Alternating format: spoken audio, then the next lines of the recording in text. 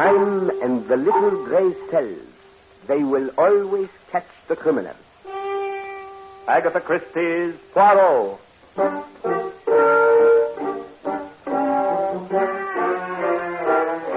From the thrill-packed pages of Agatha Christie's unforgettable stories of corpses, clues, and crime, Mutual now brings you, complete with bowler hat and magnificent mustache, your favorite detective, Hercule Poirot. Starring Harold Huber in Rendezvous with Death.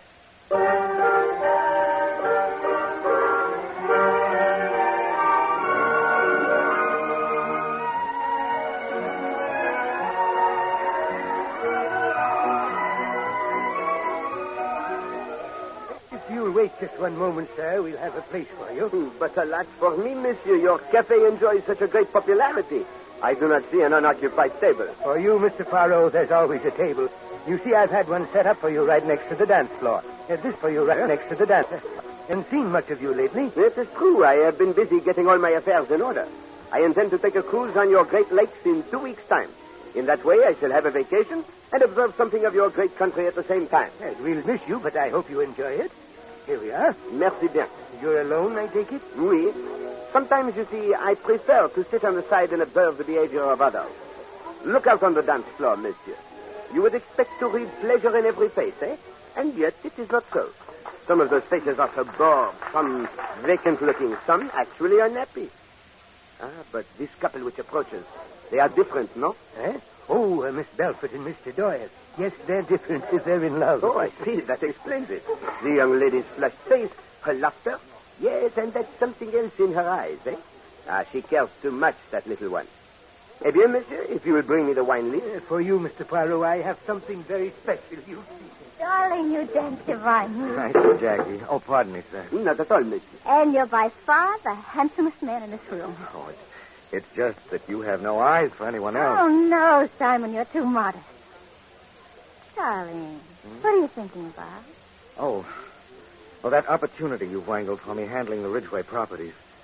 Do you really think Linda Ridgway will give me a trial? I know she will, dear. Linda's my friend, and I told her all about you. She won't let us down. I might let her down. Nonsense. She may be fabulously rich and glamorous, but she's as easy to please as any ordinary person. It's just the right job for you. As a matter of fact, I think it is. I really haven't any doubt of my ability, and I intend to make good for your sake. Oh, darling. We'll wait 3 months to make sure you won't be fired. And then... And then we'll get married. Oh, it'll be so wonderful, Jackie, won't it? I wonder. You really care as much as I do. Don't be absurd, Jackie. I wonder. Oh, well, let's dance.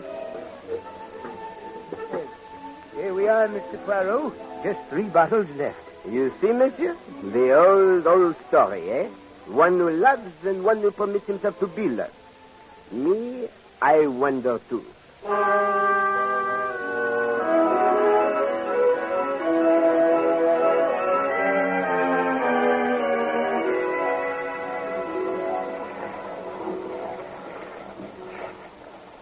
Pardon, mademoiselle. What? Oh. On a cruise, it is permissible to introduce oneself, n'est-ce pas? And though we have barely left the dock, Yes, of course, but, But you would rather be alone, eh? The last time I saw you, Mademoiselle Belfort, you did not look unhappy. Really, I don't think we've ever... Forgive me, mademoiselle. First, I present myself. I am Hercule Poirot. How do you do? The name means nothing to you? No, I'm afraid not. Eh bien. It is my business, Mademoiselle Belfort, to remember names and faces. I sat at the table next to you and your handsome young man at the Café du Fort 2 weeks ago. Richard, the maître d'hôtel, told me who you were. I see. Also, I must confess, I could not help overhearing some of your conversations. That is why I was so glad to see you again. You and Monsieur Doyle, you are perhaps here on your honeymoon? Monsieur Doyle is here. And he's on his honeymoon. But it's not with me. Ma foi, this is incredible. Yes. I would have thought so, too. If you heard our conversation, you must have heard us talking about my best friend, Linda Ridgway. Ah, yes, it was through your efforts. Monsieur Doyle obtained a position in her employ. That's right. And after she saw him, she decided she wanted him. Not as an employee, but as a husband.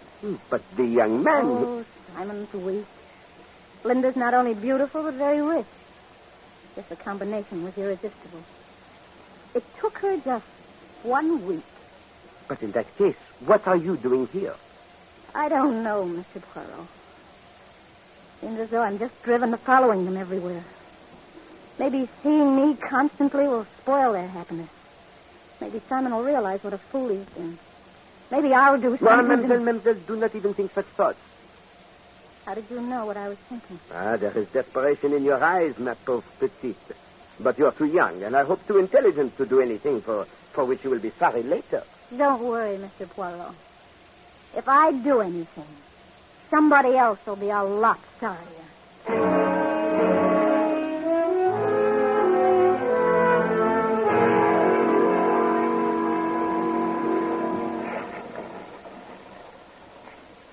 Come on, Linda. Let's go forward to the sun deck. You could use a burn, you know. You look so pale. Oh, it's wonderful here on the ship, Simon. Away from her. For the first time in days, I feel free. So glad, darling. Why should she persecute me? Why does she follow me? Follow us, wherever we go. Just staring and staring. I couldn't help it, Simon, could I? I couldn't help loving you, and you're loving me. Jackie's a queer sort, Linda. She'll get over it. Simon! Oh, no, not again. What is it, Linda? There, by the rail, Jackie. Good Lord. Simon, I'll go mad, I know it. She's driving me mad. Linda, get hold of yourself. She's coming this way. I'm going back. No, we've got to face her. We've got to show her we're not afraid. Yes, dear, I guess you're right. Hello, Linda. We seem always to be running into each other. How are you? Hello, Simon. You're looking well. Though not as well as last week. Oh, Jackie, we didn't expect to see you here. Didn't you? I thought I'd surprise you. Simon. Oh, Simon, what can we do?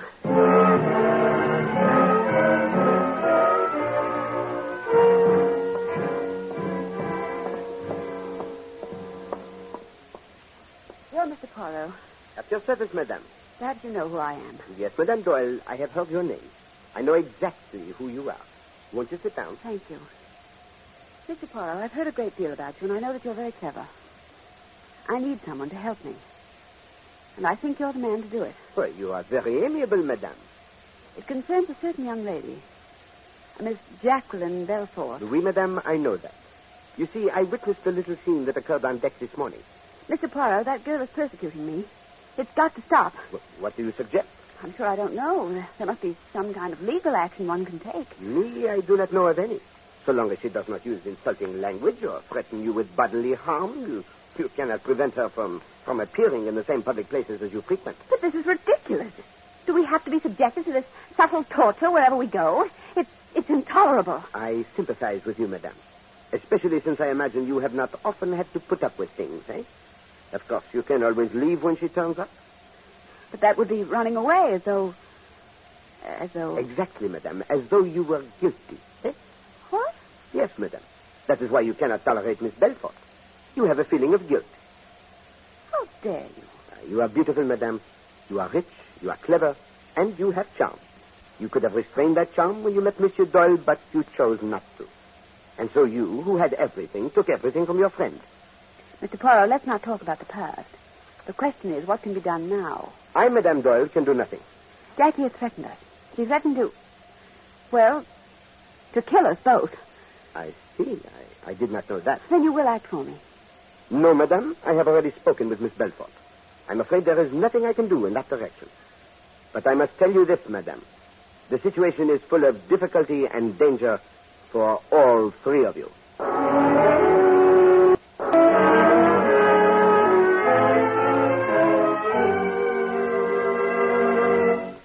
No spade, Mrs. Doyle? What? Oh, I'm so sorry. I'm sorry, Miss Robeson. That's stupid of me. I have got a spade. Yes, I thought you must have. A cream from Dummy, please. Mr. Doyle, waiting for your play. Huh? Oh, I'm sorry, Pennington. I wouldn't let her upset my game, darling. Just let her sit over there and stare. The last 4 tricks are mine. Ace of clubs and 3 trumps. Ah, that's game and rub. 3 trumps. Well played, Miss Robeson. Thank you.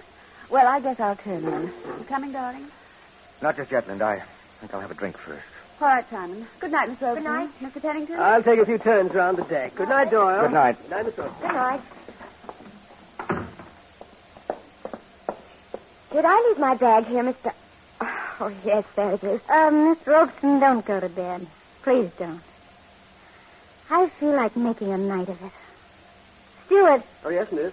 Another double scotch. I'd love to stay, Miss Belfort. Oh, sit down. We girls must stick together, you know. I think you ought to go to bed. Everyone else has. Except Mr. Doyle over there. Oh, yes, Mr. Doyle. He was her man, and he done her... Here you are, miss. Thanks, Stewart. Well, here's to crime.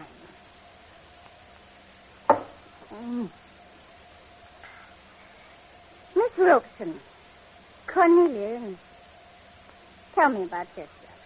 There's nothing to tell, really. You're a happy sort of person, aren't you? I wish I were like you. Do you? I suppose everyone considers the next person a little happy. I remember... Simon, ring the bell. I want another drink. The stewards have gone to bed. It's after midnight. I tell you, I want another drink. You've had quite enough drinks, What Jackie. business is it of yours? None. What's the matter, Simon? You afraid? I really think I should go. Oh, no. Stay, Cornelia. You know what Simon's afraid of? He's afraid I'm going to tell you the story of my life. Oh. Well, you see, he and I were once engaged. Really? Yes. It was a very sad story. Go to bed, Jackie. You're drunk. Afraid of a scene, aren't you? Gotta get out of here quickly. Because I'm going to talk. I'm going to talk a lot.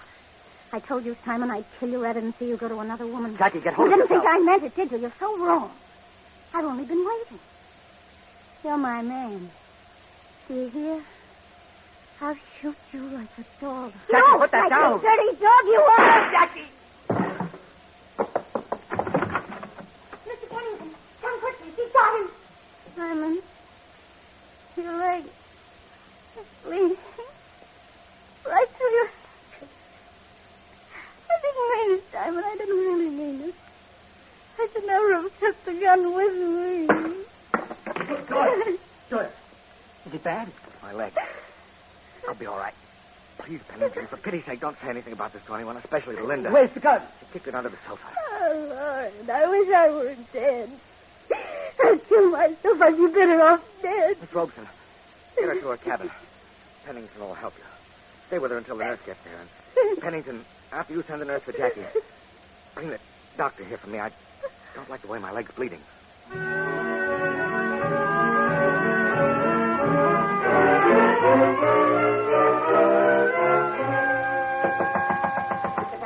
Mr. Paulo. Eh? Oh, entree. Yes, sir. What is it? Beg pardon, sir. The captain would like to see you in his cabin right away. Ma foi, it must be a matter of great importance.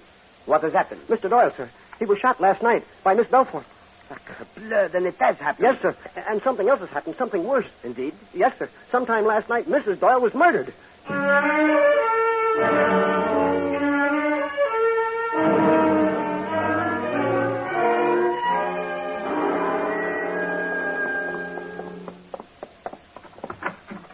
All right, Stuart, you can wait outside. Yes, Captain. Well, Miss Poirot, there she is. Doctor said death was instantaneous. She was killed between 12 and 1. Bullet entered behind the left ear and lodged in the brain. Oui, oui. A bullet from a small caliber gun held at very close range. Yes, but no one heard the shot. Oh, that is not surprising, monsieur. The explosion would be scarcely noticeable above the sound of the engine. She was probably asleep when the murderer entered. Ah, to destroy such beauty, one must have a very powerful motive, eh?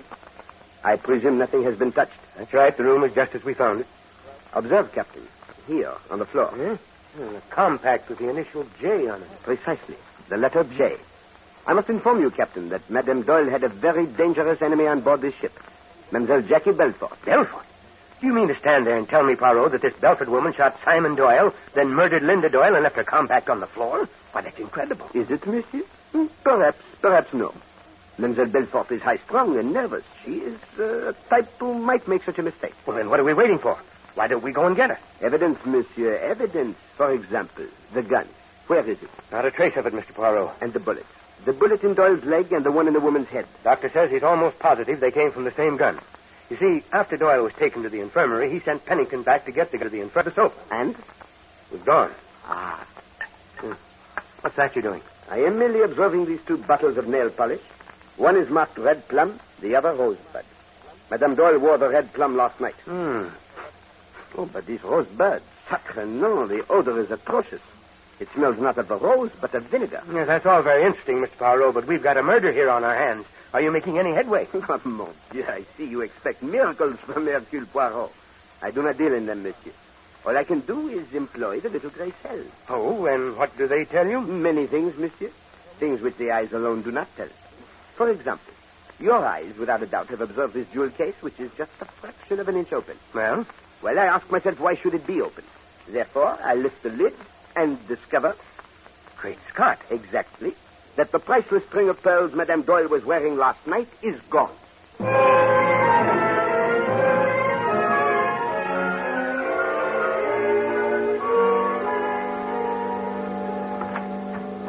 morning, Captain. Morning.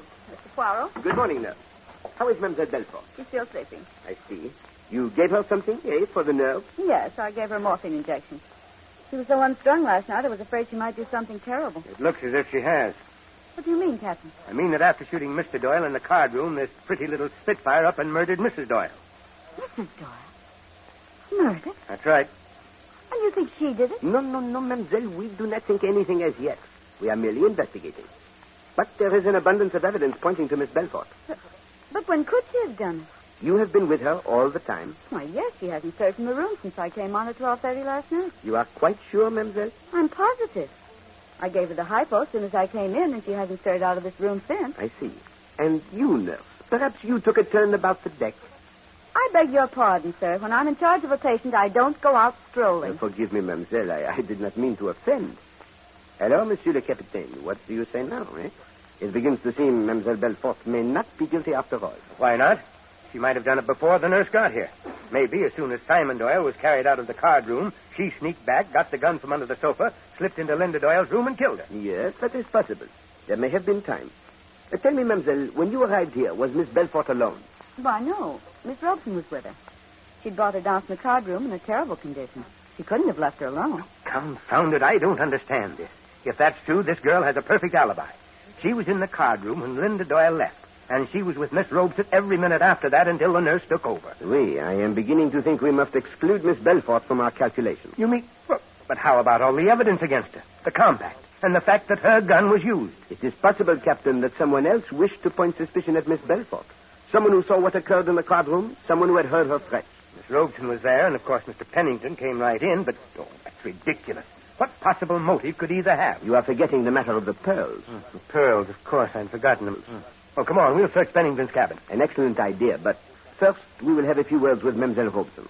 You see, Captain, I have observed something about that young lady that intrigues me very much. Okay, if that's how you want it. Oh, nurse, let me know when Miss Belfort wakes up. Yes, Captain. What gets me, Mr. Paulo, is what happened to the gun. Where has it disappeared? Well, that is simple. It was thrown overboard.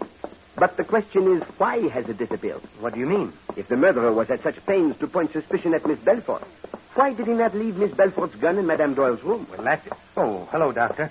How's Mr. Doyle? Well, the bone is badly fractured. I'm afraid of an infection. He's running a little fever. Oh, that is a pity. Doctor, tell me, how long after the shooting of Simon Doyle did you and Pennington arrive in the card room? I guess about 5 minutes. He must have been in agony while he waited. He could not move? Doyle? Out of the question. With that leg, he couldn't have dragged himself 2 foot. And certainly not without leaving a trail of blood. You can count him out, Poirot. Apparently. That unfortunate one, his alibi is written in blood.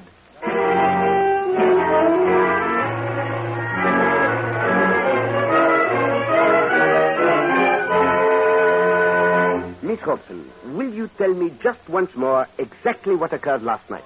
Well, as I said, everyone had left the card room except the four of us who were playing bridge and Jacqueline Belfort, who was sitting off in the corner, drinking rather heavily. Then the game broke up and Madame Doyle left. That's right. Mr. Pennington went out at the same time to stroll on deck, he said. That left Mr. Doyle, Jackie, and myself. Then there was the scene. Jacqueline shot Mr. Doyle and kicked the gun under the sofa. I called Mr. Pennington in, and together we got Jackie down to a cabin. Now, mademoiselle, this is very important. Are you sure that you were with Miss Belfort every moment, from the time you left the card room until the nurse arrived? Yes, I'm positive. And after that, mademoiselle? What do you mean? You did not by any chance go back to the card room and fetch the gun? What? Do you think I merely ask the question, Manville. Did you? Certainly not. What did you do?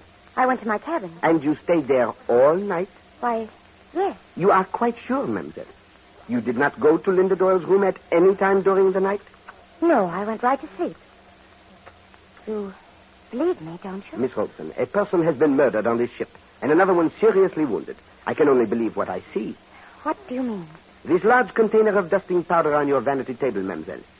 I am wondering why so much of it has spilled. Oh, I guess I was pretty jittery last night. My hand must have shaken. I see. Then you will not mind if I turn the box over? What for? Mademoiselle, do not think me harsh.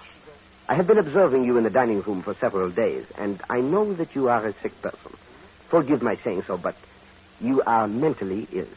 You know that? Oui. I have seen you slip into your purse a pair of silver tongues and several other objects. I am sure you are aware, Miss Robeson, that you are a kleptomaniac? Yes, I know. I can't help it, Mr. Poirot. I've tried. Oh, I've tried terribly hard to break the habit. But when I get the impulse to take something, I can't resist it. Well, it is a condition, mademoiselle, which cannot be fought. It must be cured. The pearls are in the powder box. I couldn't sleep during the night. I kept thinking about the necklace Linda Doyle had been wearing. About 2 o'clock, I got out of bed and slipped down the corridor and into Mrs. Doyle's room. The pearls were in their case on the dressing table. I took them and came back. But I didn't kill her. I didn't. I had no reason to. I thank you, mademoiselle. And now, if you please, I will take these pearls. I'm ready to be turned over to the captain. No, mademoiselle. No one need know of this. I shall merely announce that the pearls have been found. Oh, thank you, Mr. Poirot. You're too good. Au contraire, mademoiselle, you are too unfortunate. I'm glad Mr. Pennington didn't find out. He'd have made it very difficult for me. Monsieur Pennington? Well, what has he to do with the necklace? Didn't you know? Mr. Pennington was the trustee of Mrs. Doyle's estate. Sapristi. That gives one furiously to think.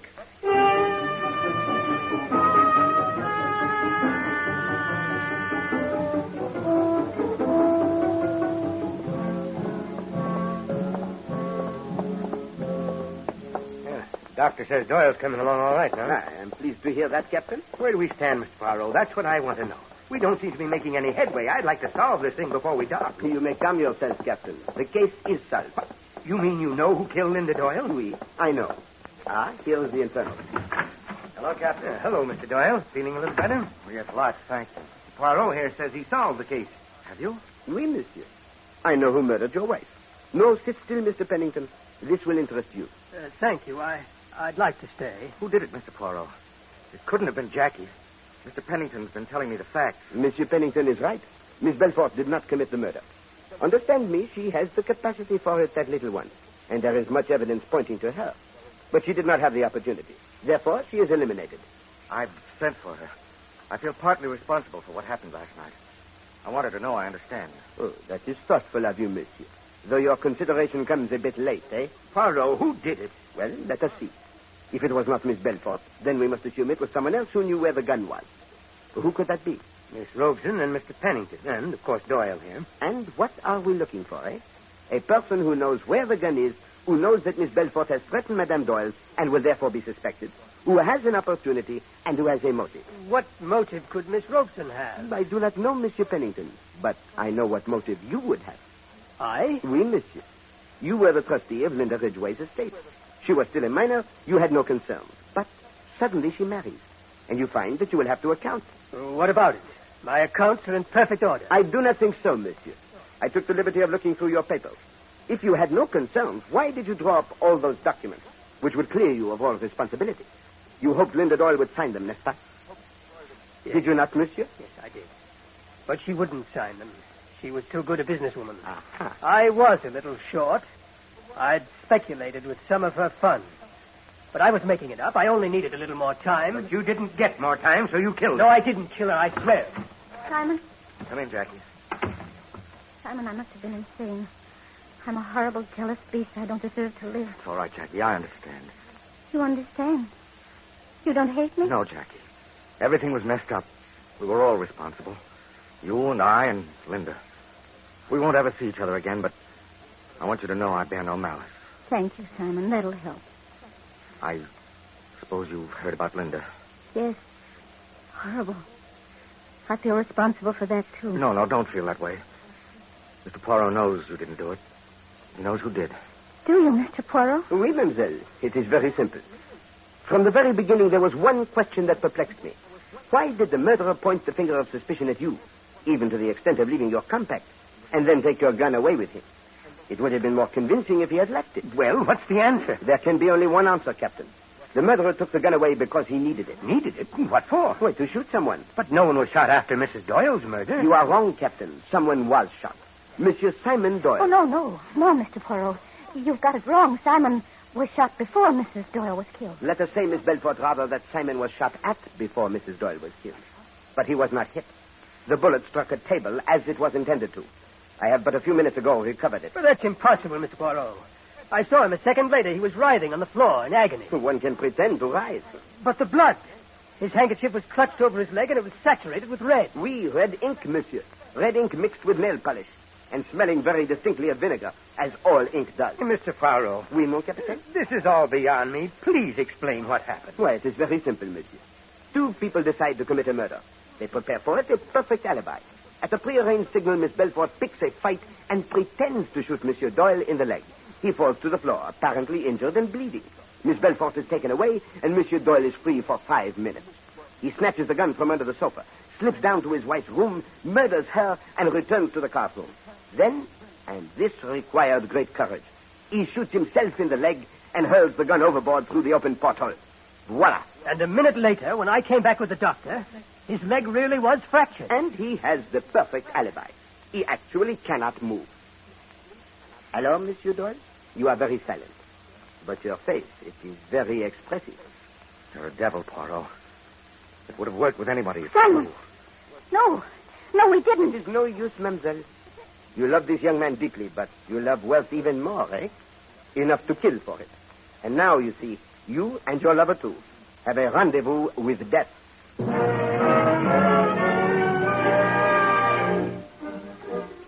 Be sure to listen at the same time next week when Agatha Christie, America's favorite mystery writer, brings you her favorite detective, Hercule Poirot, in The Deadest Man in the World. This is the Mutual Broadcasting System.